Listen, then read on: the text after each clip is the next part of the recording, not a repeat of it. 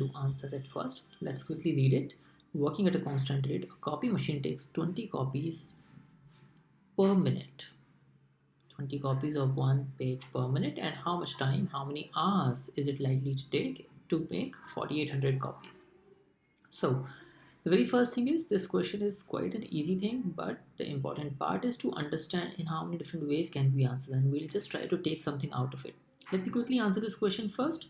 First thing I'm using here is the unitary method. The unitary method simply says that if 20 copies can be made by the machine in 1 minute, then one copy will be made by the same machine in 1 over 20 minutes.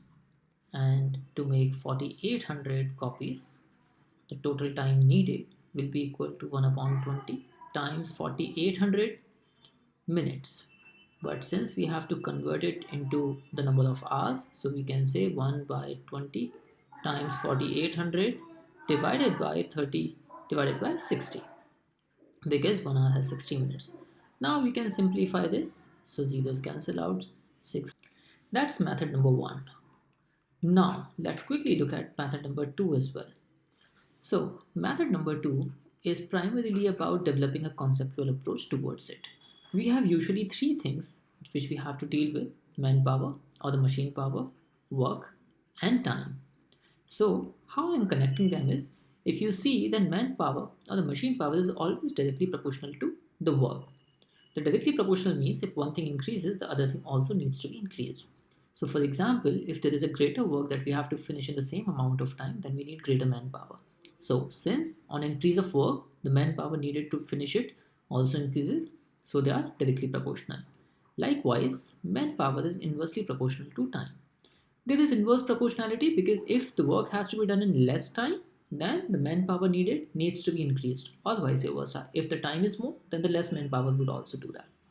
Now we are combining these two relationships and we come across M is directly proportional to W, inversely proportional to time, which effectively becomes M is equal to some constant work over time. This K is the constant of proportionality. The proportionality sign goes off, equal to sign comes in, and the constant of proportionality comes into picture.